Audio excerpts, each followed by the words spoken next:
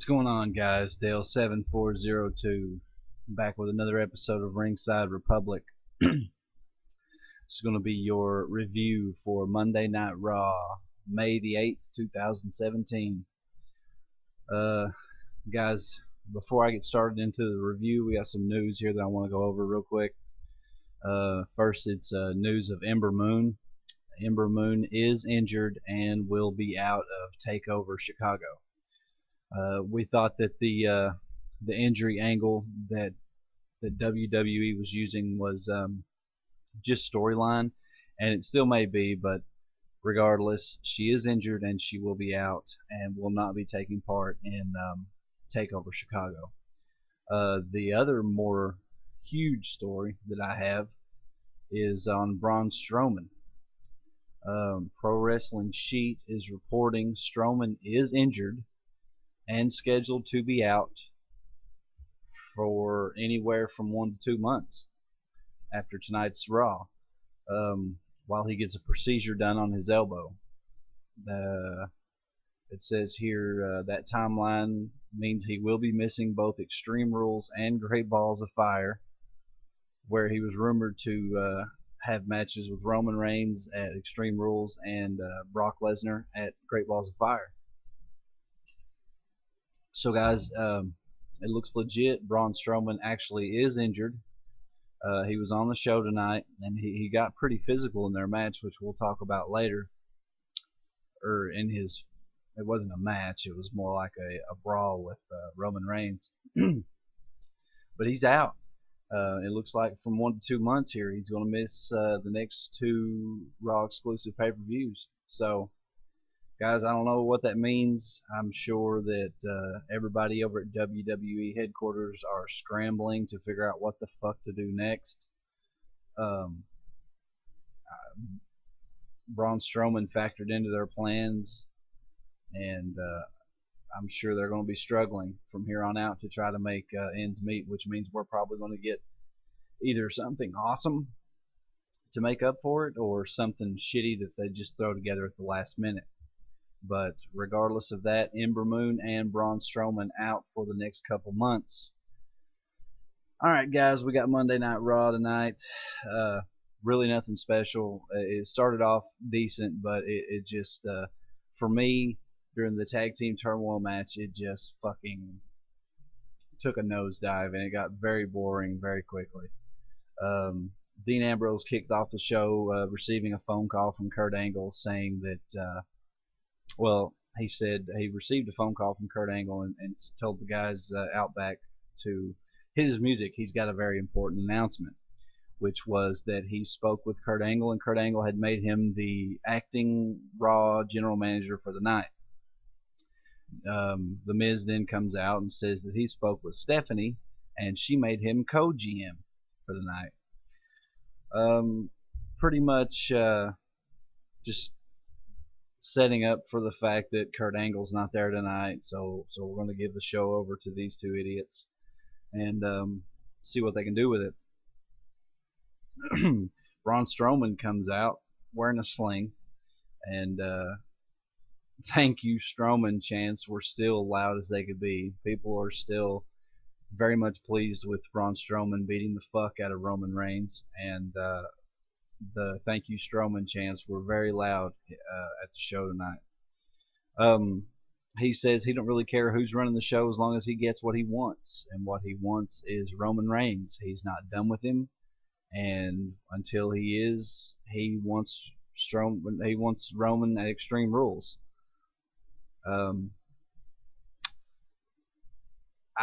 He said after he's done with Roman Reigns that he wants Brock Lesnar at the next pay-per-view.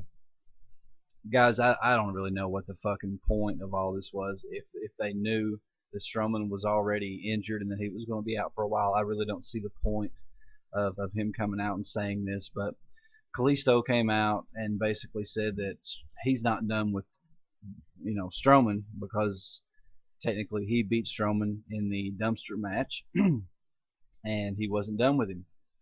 He took his loss like a little baby, and Kalisto wants his revenge. So Braun Strowman says that he can beat him with one arm behind his back. Dean Ambrose says, okay, good deal, because you're in a match with him tonight. Dean Ambrose also makes a match between Finn Balor and The Miz. And The Miz, this match was not bad. Actually, it was a really good match. Finn Balor and The Miz. I hated the way that it ended. Miz tried to get a fuck finish in. Ambrose says, hell no, you're not winning like that. He restarts the match. Finn Balor, boom, boom, boom, gets his coup de grace in and gets the win relatively quickly after Ambrose starts the match. Guys, I apologize if I'm stumbling over my words and everything. This show was boring, and I'm struggling to even get through the review, so it may end up being a quick one.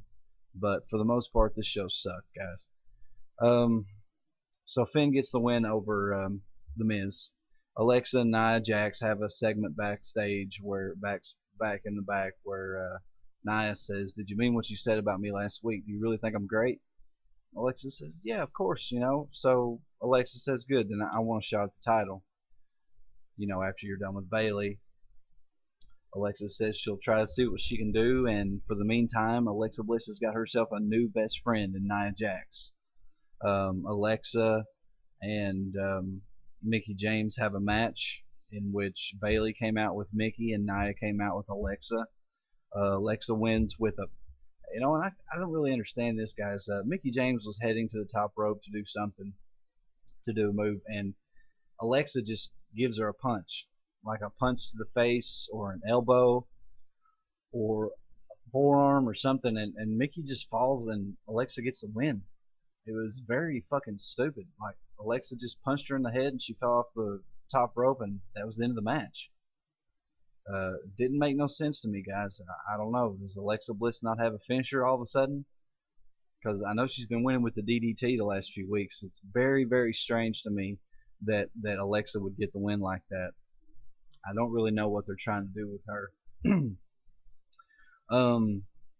So Bayley takes off after Alexa Bliss up the ramp, and of course Nia beats down Mickie after the match.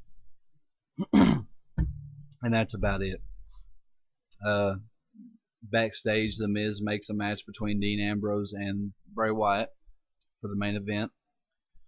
Samoa Joe cuts a promo on Seth Rollins, and Seth Rollins attacks him backstage, and match is made from that. Braun Strowman versus Kalisto didn't really happen. Strowman come out and said he wasn't going to wrestle the match, and then turned around and got a cheap shot on Kalisto, which made him look really weak. This whole episode of Raw tonight really made Strowman look extremely weak, which is not the way you want to book him right now. He needs to be a beast. He needs to be a monster who is unstoppable, and they're falling short a little bit on booking him like that. Roman Reigns comes out and gets payback on Braun Strowman. He gives him a beat down. He attacks the shoulder. He attacks the arm. There's one spot where Roman Reigns hits him with a chair while he's got his arm up on the stairs outside, and it almost looked like the chair hit him in the back of the head. So that was a little scary for Strowman, because like I said, guys, I don't know if you saw it or not, but I thought he knocked the fuck out of him in the back of the head. So Roman Reigns gets his punishment, or gets his payback, punishing Braun Strowman. Braun Strowman runs away. He just tucks his tail between his legs and runs away, this is supposed to be your monster among men. I don't really think he needs to be running away from anybody if you're booking him as the monster among men. Just saying. So that was pretty much that segment, guys. And I'm going to go over this real fucking quick. I knew this tag team turmoil match, I knew the winners was going to be Sheamus and Cesaro somehow, but they really did book them strong, and I do have respect, and I got to give props to Sheamus and Cesaro. Those motherfuckers were out there for almost an hour.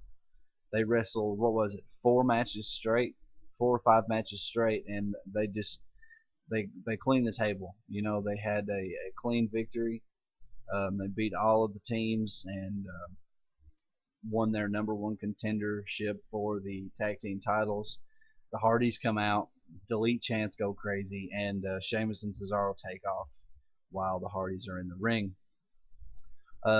Next, guys, we got Samoa Joe and Seth Rollins, which was a pretty decent match. I mean, they gave. If I had to pick a match, in all honesty, this was probably the match of the night. Seth Rollins got the win via disqualification. Um, uh, Samoa Joe had Seth Rollins up on his shoulder, and Seth Rollins accidentally pulled the turnbuckle pad off, and he ended up going chest first into the turnbuckle pad. Did Seth Rollins, and Samoa Joe continued to beat his head off of the exposed turnbuckle, which led to the disqualification. Um, and after he was DQ'd, uh, Samoa Joe proceeded to put Seth Rollins in the coquina clutch and choke him out for the remainder of their segment. Which guys, I this Seth Rollins Samoa Joe feud, it's good for the most part, but I would like to see a little bit more brutality out of them, which maybe we will, considering that the next pay-per-view is Extreme Rules, and I'm sure we'll see Rollins and Samoa Joe at Extreme Rules, hopefully in a more brutal match. I'd really like to see the brutality of Samoa Joe come out. At this point, guys, it was announced that next week The Miz will be facing Dean Ambrose for the Intercontinental Championship match. We had all assumed that their title match was going to be at Extreme Rules, but WWE has booked that match for next week. So I don't really know the thought process behind that or anything, but for some reason we're seeing the Intercontinental Championship match next week on Raw. So I guess that's something to look forward to.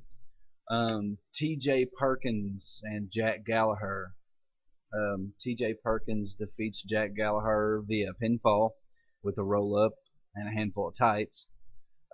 Perkins slaps on a post-match knee bar until Austin Aries runs in to take out T.J. Perkins. So, I mean, that's pretty much that segment. The segment, guys, the T.J. Perkins, Austin Aries, and Neville storyline is progressing. I'm pretty sure that we're going to see a triple threat match between them at Extreme Rules for the title. Sasha Banks and Alicia Fox. Sasha Banks defeats Alicia Fox by pinfall following a double knee from the top rope, which is the exact same move that injured Emma yesterday. So a little bit sketchy to be doing that. The pinfall didn't look clean here, and they show her left shoulder coming up a little bit on the replay. So I don't know, maybe they're going to have another match or start a feud or something. They're going to have to do something with Alicia Fox because everybody's basically forgetting her. Next, guys, we got the main event. We got Bray Wyatt versus Dean Ambrose with The Miz on commentary.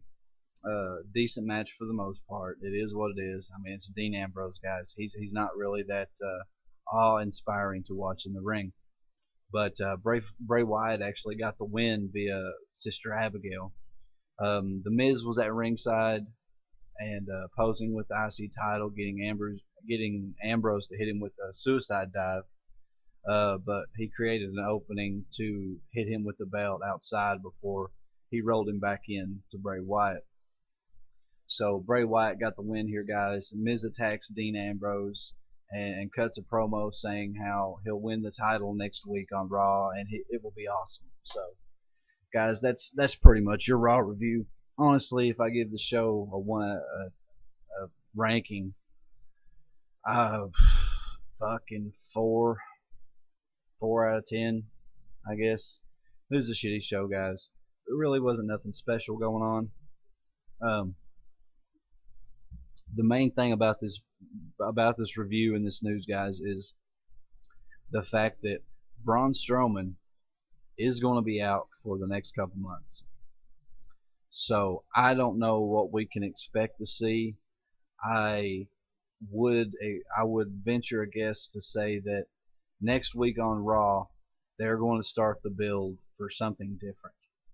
Strowman's out. They're going to have to think quick on their feet and react to this accordingly, and they're going to have to set a new storyline in play, or we're not going to see fucking the Universal title being defended for another 3-4 months.